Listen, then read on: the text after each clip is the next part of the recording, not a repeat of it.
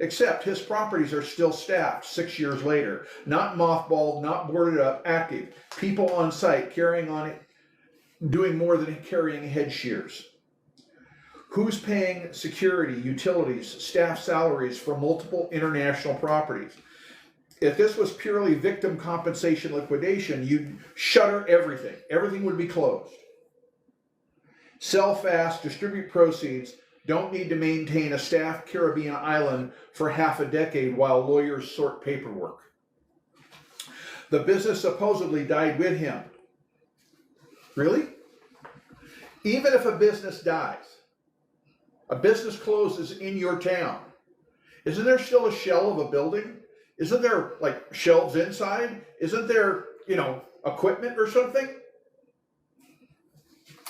How come we haven't seen that?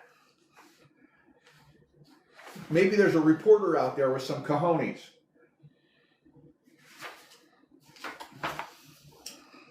Okay, so here's another example. Not that, and I'm not saying that Aristotle Onassis had anything to do with that stuff. Okay? But I want you to think about something. Aristotle Onassis didn't beat competitors by making better products. He acquired their supply lines, controlled shipping. Didn't matter what you produced. If you couldn't move it, you had nothing. He bought the checkpoint. The question is, who controls the supply chain now?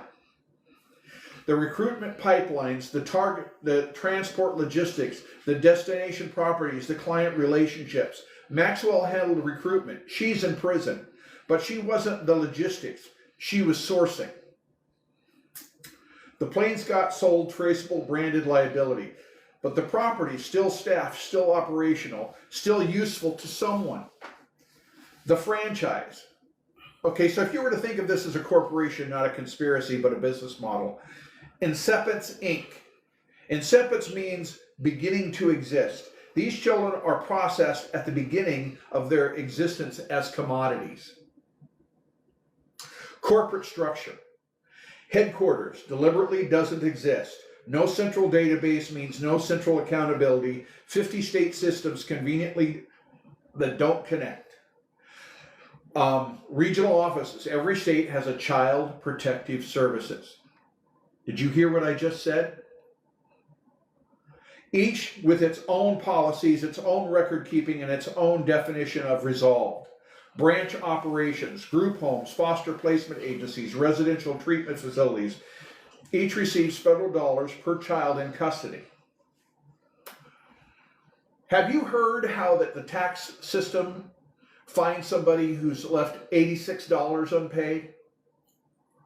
How that a welfare mom can lose all of her benefits because she got $20 too much, not her fault? That same system allegedly can lose 75,000 kids and nobody knows.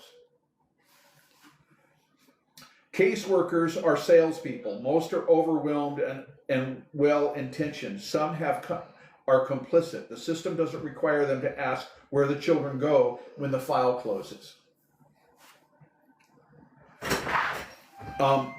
Logistics, private transport, sometimes planes, movement between states breaks tracking, movement between systems breaks accountability. Remember what I said about toothpaste? Customers, network like Epstein's, man camps in oil fields, message parlor operations, private buyers, anyone who needs product and has cash. I'm not just talking about little girls. There are young men that are sold to labor camps.